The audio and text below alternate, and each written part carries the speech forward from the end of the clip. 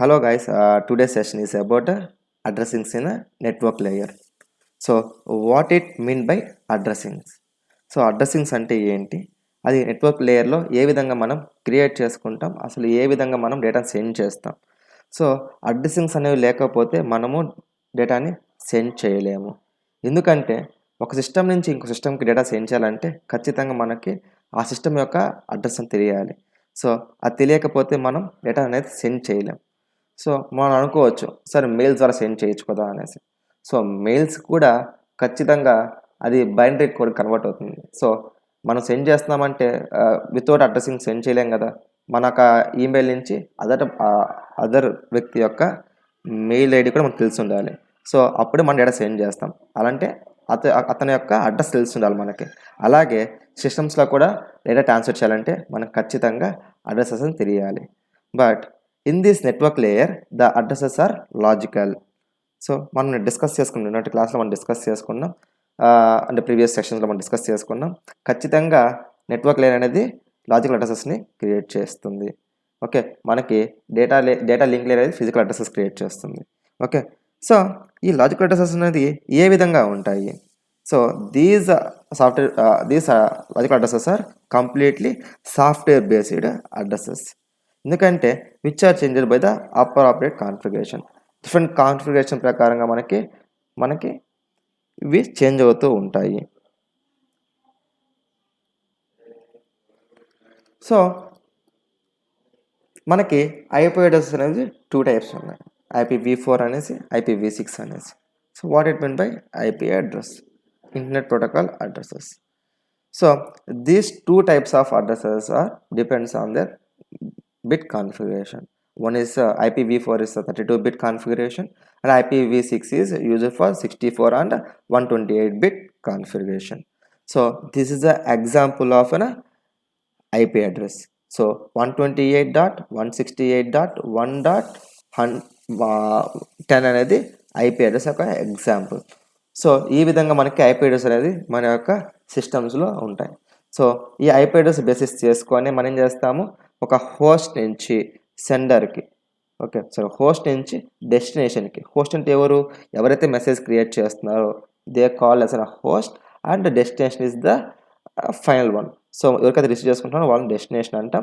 So ఈ విధంగా ఏం చేస్తాం, మనం IP అడ్రసెస్ బేసిస్ మీద ఇన్ఫర్మేషన్ అనేది ఎక్స్చేంజ్ చేసుకుంటూ వస్తాము. సో మనకి IP అడ్రస్ అనేది ఎందుకు ఉపయోగిస్తారు అసలు? So IP address are the mechanism to differentiate that host and network. So హోస్టర్ and ఆ నెట్వర్క్ బేసిస్ ఎవరైతే డెస్టినేషన్ ఉన్నారో ఎలా డిఫరెన్షియేట్ చేస్తాం మనము? బేస్డ్ అపాన్ ద IP అడ్రసే కదా. సో ఆ డిఫరెన్షియేట్ చేసేదే IP అడ్రస్ ఒక main thing. Okay, fine. So మనకి ఈ యొక్క అడ్రసింగ్స్లో ఇంకోటి ఉంది, that is an IPX, that is inter networking package exchange. అసలు ఇంటర్ నెట్వర్కింగ్ ప్యాకేజ్ ఎక్స్చేంజ్ అంటే ఏంటి? సో మనం డేటా అనేది ఒక నెట్వర్క్ నోడ్ నుంచి అనదర్ నెట్వర్క్ నోడ్కి డేటాని సెండ్ చేస్తాం. ఎలా సెండ్ చేస్తాం? In the form of packets. మనకి ఏ డేటా అయినా కానీ ప్యాకెట్స్ రూపంలోనే సెండ్ అవ్వాలి. సో మీరు గమనించారంటే ఇక్కడ IPX is an Novell network protocol అనేసి అన్నారు. అసలు నోవల్ నెట్వర్క్ ప్రోటోకాల్ అనేది ఏంటి అసలు? So Novell is a person who developed this. NetWare protocol is an a group of protocols. Okay, ఆ గ్రూప్ ఆఫ్ ప్రోటోకాల్స్ని యూజ్ చేసుకొని ఏం చేస్తున్నాం మనము, డేటా ప్యాకెట్స్, రూటింగ్ ప్యాకెట్స్ ఏం చేస్తున్నాం, ఒక నోడ్ నుంచి అనదర్ నోడ్కి సెండ్ చేస్తూ వస్తున్నాం. So okay, so and this IPX which provides a connectionless datagram services for Ethernet. Okay, so ఈ విధంగా 2 types ఆఫ్ అడ్రసింగ్స్ అనేది ఇస్తూ వస్తాం. ఓకే, ఒకటి ఏమంటే single one, like based on configuration, 32-bit configuration, 64-bit configuration, 128-bit configuration, అది based on configuration ప్రకారం మనం డేటాని సెండ్ చేస్తూ వస్తాం. అసలు ఈ కాన్ఫిగరేషన్ అనేది it's not a must and it should. Okay, so ఇప్పుడు 32-bit సిస్టమ్ నాదైతే ఇంకో 64-bit సిస్టమ్ అయి ఉంటుంది. సో అలాంటి డేటా సెండ్ చేయలేమని కాదు, డేటాని సెండ్ చేసుకోవచ్చు. ఓకే, సో బట్ మనం ఒక్కసారి we should know that others data also others iPads also. So మనకి ఇందులోనే రిమోట్ యాక్సెసింగ్ అని కూడా ఉంది. సో రిమోట్ డెస్క్టాప్ అని కూడా ఉంది. అది ఎలా యాక్సెస్ చేస్తాము? సో దీన్ని మనం వైడ్గా చేయొచ్చు అండ్ వైర్లెస్ కూడా చేయొచ్చు. సో క్లౌడ్ యూజ్ చేసుకొని మనము వైర్లెస్గా యూజ్ చేసుకోవచ్చు. సో వైడ్గా మనం ల్యాన్స్ అవి యూజ్ చేసుకొని వైడ్గా యూజ్ చేసుకోవచ్చు. ఎలా యూజ్ చేస్తాం? సో అదొకటి ఇప్పుడు ల్యాన్ కనెక్ట్ చేసాం అనుకోండి. So system within the block అనుకున్నాం. ఒక ఆఫీస్ ఉంది. ఆ ఆఫీస్లోనే ఇంకో పర్సన్ ఒక సిస్టమ్ని మనం యాక్సెస్ చేసుకోవాలి. సో సో అప్పుడు ఏం చేయొచ్చు? త్రూ ఐప్యాడ్స్ ద్వారా మనం వాళ్ళ సిస్టమ్ని యాక్సెస్ చేసుకోవచ్చు. Okay, we can also see the files of the directories. So డైరెక్టరీస్లో ఉన్న ఫైల్స్ని అన్నీ మనం చూడొచ్చు. ఓకే,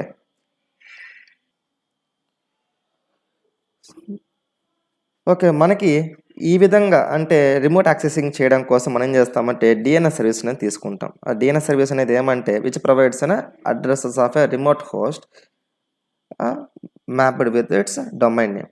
డొమైన్ నేమ్తో ఏదైతే మ్యాప్ చేస్తుంటామో దాని అడ్రసెస్ని మనకి ఈ యొక్క డిఎన్ఎస్ ద్వారా తెలుసుకోవచ్చు. అసలు డిఎన్ఎస్ అంటే ఏంటి? Domain name service.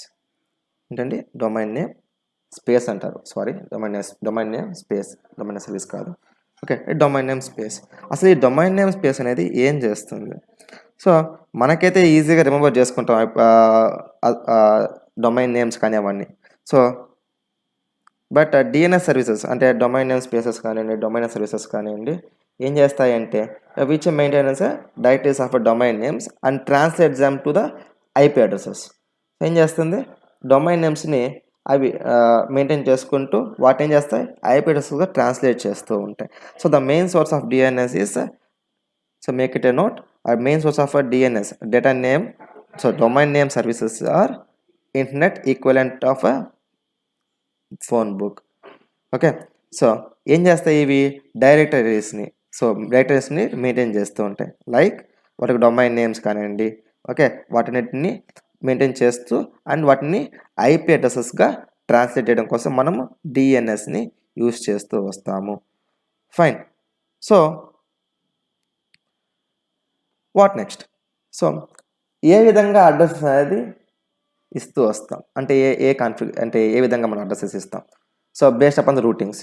So we have 4 types of routings. One is a unicast routing, one is a multicast routing and broadcast routing and anycast routings. So ఈ రూటింగ్స్ గురించి మనం డీటెయిల్డ్గా నెక్స్ట్ టాపిక్స్లో చూద్దాం. సో యూనికాస్ట్ రూటింగ్ అంటే ఏంటి? So unicast routing అనేది so ఒక్కరి నుంచి ఒకరికి మాత్రం సెండ్ చేయగలుగుతాం. అంటే ఒక హోస్ట్ నుంచి డెస్టినేషన్కి మాత్రం సెండ్ చేయగలుగుతాం. అంటే ఒక ఐపీ అడ్రస్ క్రియేట్ చేసుకోమనుకోండి. For example I have created IP addresses. So ఒక హోస్ట్ నుంచి ఒక హోస్ట్కి మాత్రమే మనం డేటా సెండ్ చేయగలుగుతాం. Okay, so multicast routings. Multicast routing అంటే ఏంటి? Destinated to group. సో ఆ గ్రూప్ వైడ్గా అంటే ఇప్పుడు ఫర్ ఎగ్జాంపుల్ నేను ఒక హోస్ట్ అనుకుందాం. నా హోస్ట్ నుంచి ఏం చేయొచ్చు? నేను ఆ మల్టిపుల్ పీపుల్కి, ఆ గ్రూప్ ఎంతమంది ఉంటే అంతమందికి మనం అంటే గ్రూప్ ఆఫ్ పీపుల్కి మనము డేటా అనేది సెండ్ చేయొచ్చు. అంటే డెస్టినేషన్ అనేది విత్ ఇన్ ద ఆర్గనైజేషన్ ఉంటే విత్ ఇన్ ద ఆర్గనైజేషన్ మాత్రమే మనము డేటా అనేది సెండ్ చేయగలుగుతాం. మనము అంటే ఒకవేళ ద పర్సన్ మనకి బయట అనుకుందాం, ఓకే, అంటే అవుట్ ఆఫ్ కంట్రీ అనుకుందాం, మనము డేటా అనేది మల్టీకాస్ట్ రూటింగ్ ద్వారా సెండ్ చేయలేం. Way we come for the broadcast. So broadcast రూటింగ్లో ఏమవుతుందంటే we can send the data to any one. So ఎంతమందికైనా మనము డేటా అనేది సెండ్ చేయొచ్చు. సో డెస్టినేషన్కి ఎక్కడ డెస్టినేషన్ ఉన్నా అక్కడ సెండ్ చేయొచ్చు. సో ఎనీ కాస్ట్ రూటింగ్ అనేది ఏమంటే so which is sends data to the nearest one. So మనకి డేటా అనేది నియరెస్ట్ వన్కి మాత్రమే సెండ్ చేయగలుగుతాము. సో ఈ విధంగా మనం డేటా అనేది సెండ్ చేస్తాం the support of network layer అడ్రసింగ్స్ని ఈ విధంగా అడ్రసింగ్స్ అంటే ఐపీ అడ్రసెస్ని లింక్ చేసుకొని డేటా అనేది ఈ 4 types ప్రకారం పంపించవచ్చు. Okay, fine. So this are the things which is there in the network addressings. So ఒకవేళ మిమ్మల్ని లాజికల్ అడ్రసింగ్స్ అడిగితే సో ఏ విధంగా లాజికల్ అడ్రసింగ్స్ మనం ఇస్తాం? సో లాజికల్ అడ్రసెస్ అంటే చెప్పాను మీకు ఇంతకు ముందే. IP addresses nothing but logical addresses. So అవి ఏం చేస్తాయి? Is translate specific web addresses into IP addresses.